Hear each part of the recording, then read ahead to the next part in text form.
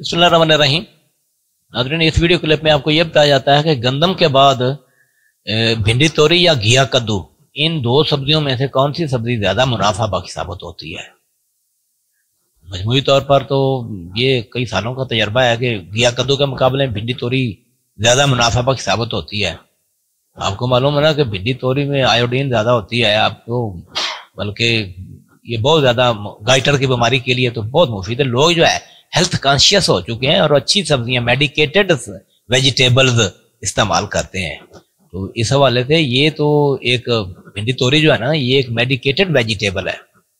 इसका इस्तेमाल पहले के मुकाबले में काफी ज्यादा हो गया है।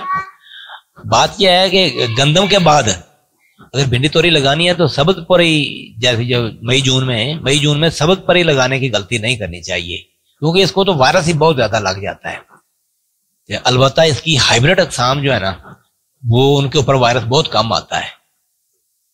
तो अगरचे इनका बीज काफी महंगा होता है, लेकिन याद रखें कि इसके चुनाई के अखराजात वगैरह ये डालें तो 1 एकड़ से भिंडी के ऊपर जो है ना, वैसे तो 2 लाख से भी अखराजात तजावज कर जाते हैं।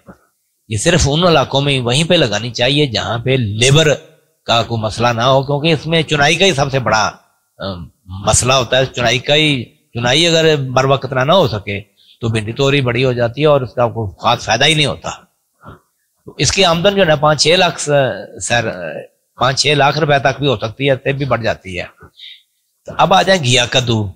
घिया कद्दू बाजार तो एक आसान सब्जी है, लेकिन और इसके अखराजात भी कम है।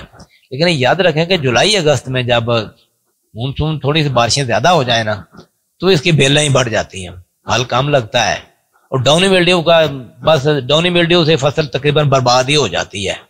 तो बस कोई उसकी शॉर्ट ही नहीं है।